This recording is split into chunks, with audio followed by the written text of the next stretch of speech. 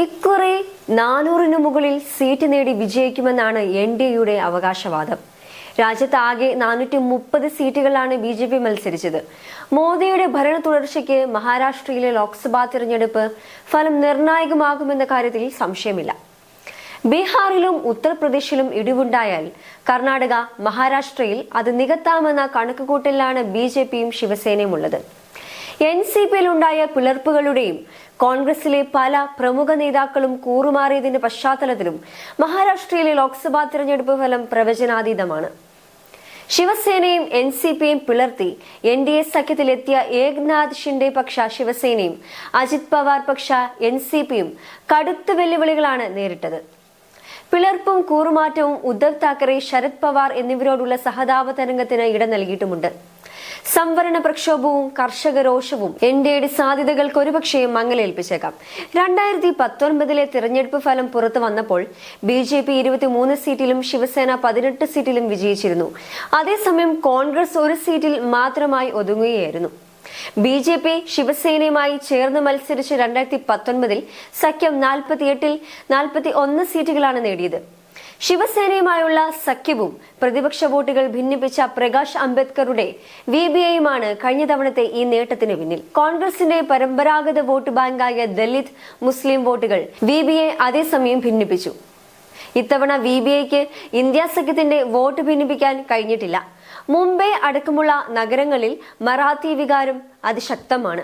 ഗുജറാത്തി മറാത്തി വിഭജനം മുംബൈ നഗരത്തിൽ പ്രകടമായിരുന്നു. 5 ഘട്ടങ്ങളായാണ് മഹാരാഷ്ട്രയിലെ തെരഞ്ഞെടുപ്പ് നടന്നത്. 5ാം ഘട്ടം അവസാനിച്ചതോടെ അജിത് പവാർ പക്ഷം വിളിച്ചു ചേർത്ത യോഗത്തിൽ കാര്യങ്ങൾ തങ്ങൾക്ക് അനുകൂലം അല്ല എന്ന വിശകലനമാണ് ഉണ്ടായത്. NCPയുടെ പരമ്പരാഗത വോട്ട് തങ്ങൾക്ക് ലഭിച്ചിട്ടില്ലെന്ന നിരീക്ഷണം നടത്തിയത് പ്രഫുൽ പട്ടേലാണ്. ഷിൻഡെ പക്ഷ ശിവസേനയുടെ വോട്ട് ലഭിച്ചോ എന്ന കാര്യത്തിലും സംശയം ഉന്നയിക്കപ്പെട്ടു.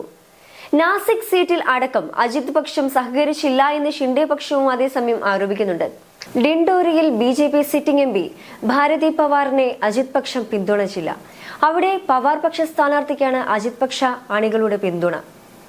ഉദ്ധവ്, പവാർ എന്നിവരോടുള്ള സഹതാപ വിഷയം, തൊഴിലില്ലായ്മ അടക്കമുള്ള കാര്യങ്ങൾ, മറാത്തുകളിലെയും കർഷകരുടെയും രോഷം എന്നിവയിലാണ് ഉദ്ധവ് പക്ഷ, ശിവസേന, പവാർ പക്ഷ, NCP, കോൺഗ്രസ് തുടങ്ങിയവർ അടങ്ങിയ ഇന്ത്യ ബ്ലോക്കിന്റെ പ്രതീക്ഷ. 13 സീറ്റുകളിലാണ് ഷിൻഡെ പക്ഷവും ഉദ്ധവ് പക്ഷവും മുഖാമുഖം നേരിട്ടത്. ഈ സീറ്റുകളിലെ ഫലം ഇരുകൂട്ടർക്കും നിർണായകമാണ്. അതേസമയം അജിത് പക്ഷവും പവാർ പക്ഷവും 2 സീറ്റുകളിലാണ് പരസ്പരം മത്സരിച്ചത്. അതിൽ പവാർ കുടുംബത്തിന്റെ തട്ടകമായ ബാരാമതി ഇരുവർക്കും നിർണായകമാണ്. പവാറിന്റെ മകളും സിറ്റിംഗ് MPയുമായ സുപ്രിയ സുലെക്കെതിരെ അജിത്തിന്റെ ഭാര്യ സുനേത്ര പവാറിനെയാണ് മത്സരിപ്പിച്ചത് എന്നത് ശ്രദ്ധേയമാണ്.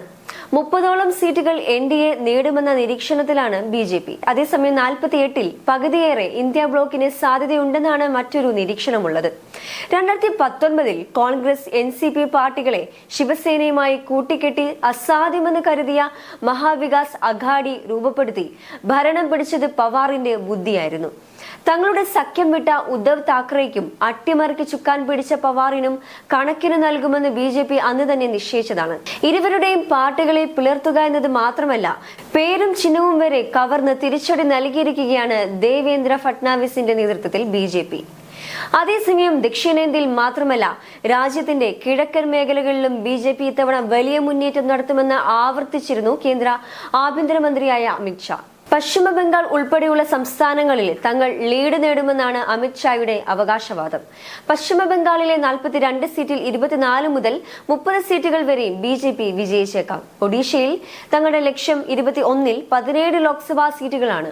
ഒഡീഷ നിയമസഭയിലെ 147 സീറ്റുകളിൽ 75ലേറെ സീറ്റുകൾ നേടി പാർട്ടി അധികാരം പിടിക്കുമെന്നും അദ്ദേഹം പറഞ്ഞിരുന്നു. തെലങ്കാനയിൽ 21-ൽ 10 സീറ്റുകളും തങ്ങൾ നേടും. ആന്ധ്രാപ്രദേശിനെ സംബന്ധിച്ചിടത്തോളം തങ്ങളിലെ സഖ്യം സർക്കാർ രൂപീകരിക്കുമെന്ന് മാത്രമല്ല, ലോക്സഭയിലെ ബഹുഭൂരിപക്ഷം സീറ്റുകളും സ്വന്തമാക്കുമെന്നും അദ്ദേഹം കൂട്ടിച്ചേർത്തു. വടക്കും പടിഞ്ഞാറും ഇപ്പോൾ തന്നെ പ്രബല ശക്തിയായ BJP ഇത്തവണ പ്രതിപക്ഷ പാർട്ടികൾ ഭരിക്കുന്ന കിഴക്കും തെക്കുമുള്ള മേഖലകളിലും തങ്ങളുടെ പിടിയുറപ്പിക്കാൻ വലിയ നീക്കങ്ങളാണ് നടത്തിയത്.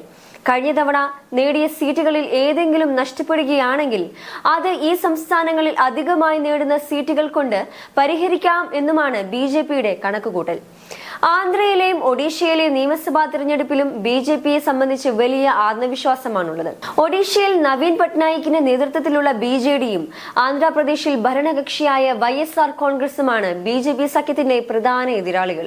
ചന്ദ്രബാബു നായിഡുവിന്റെ നേതൃത്വത്തിലുള്ള തെലുങ്കുദേശ പാർട്ടിയുമായും പവൻ കല്യാണിന്റെ ജനസേനയും അടങ്ങുന്ന സഖ്യത്തിന്റെ ഭാഗമായിട്ടാണ് ആന്ധ്രയിലെ BJPയുടെ മത്സരം. ബംഗാൾ, ജാർഖണ്ഡ്, ബീഹാർ, ഒഡീഷ എന്നിവ ഉൾപ്പെടുന്ന കിഴക്കൻ മേഖലയിൽ തങ്ങൾ ഏറ്റവും വലിയ പാർട്ടിയായി ഉയർന്നു വരുമെന്നും അമിത്ഷാ പറയുന്നു. കർണാടക, തെലങ്കാന, ആന്ധ്രാപ്രദേശ്, കേരളം, തമിഴ്നാട് എന്നീ 5 സംസ്ഥാനങ്ങളിലും BJP മുന്നേറ്റമുണ്ടാക്കും. എല്ലാ സംസ്ഥാനങ്ങളിലെയും ഏറ്റവും വലിയ പാർട്ടിയായി തങ്ങൾ വിജയിക്കുമെന്നും അദ്ദേഹം അവകാശപ്പെടുന്നു.